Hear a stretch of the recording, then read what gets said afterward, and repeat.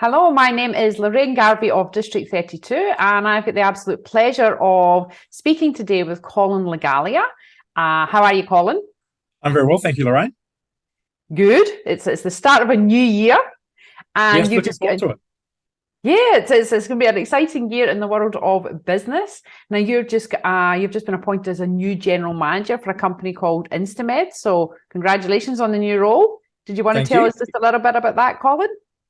Yeah, so thank you. So Instamed is a leading independent expert opinion, medical opinion service provider, headquartered here in Perth, Western Australia, with a national footprint.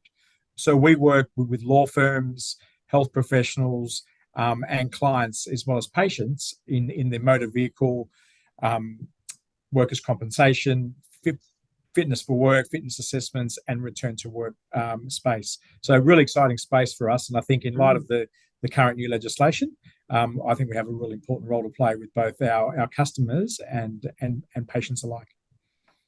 So another challenge for you in a new role. Exciting.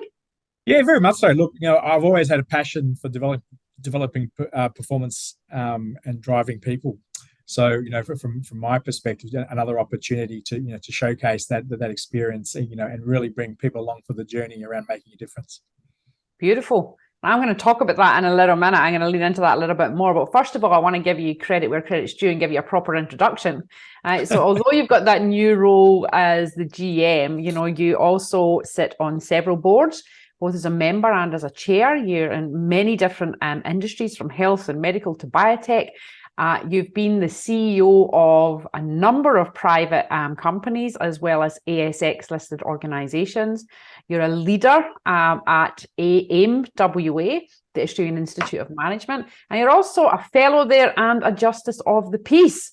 So it's an impressive bio there, Colin. Thank you for outlining that for me, so I can give you credit where credit's due. So thank you for sharing your time with us today. First Pleasure. of all, you're a busy man. So Yeah. So though I say, if you want something done, give it to a busy person. And I've always prided myself on, on not only, adding value, but also, a real opportunity to give back as well. Mm-hmm. Well, thank you. So my business partner, Dean Keating, has met you through the networking circles in Perth, and he has, you just think you're such an impressive character. He's like, can you please invite this man to speak for some of our premium members? And you have, volunteered your time to come along and speak on driving people and performance. Now, I also see that you are an accredited facilitator of Stephen Covey's work. That's also very exciting. What made you get into that, Colin? Oh, look, I've always had a passion for people, and I think all the organisations I've led over many, many years, the focus has always been about you're only as good as your lowest common denominator.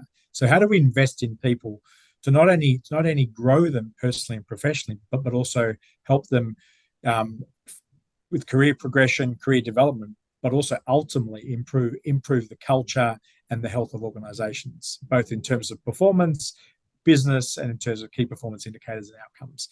So when I first stumbled upon Stephen Covey, I was really, really taken in by, beginning with the end in mind, for example, is very much a principle I live with on a day-to-day basis, both personally and professionally. But Stephen Covey's work is world-renowned, and I've used it for many, many years, and found that by becoming a facilitator, I could then continue to coach and share those learnings with organisations moving forward.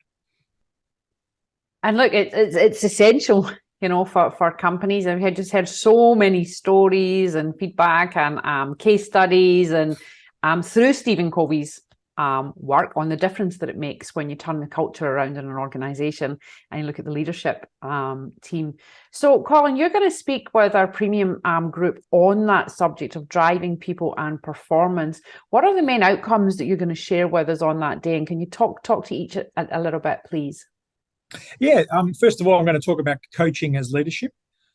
So people often relate to coaching as it pertains to sport, and I'm going to talk about coaching in business.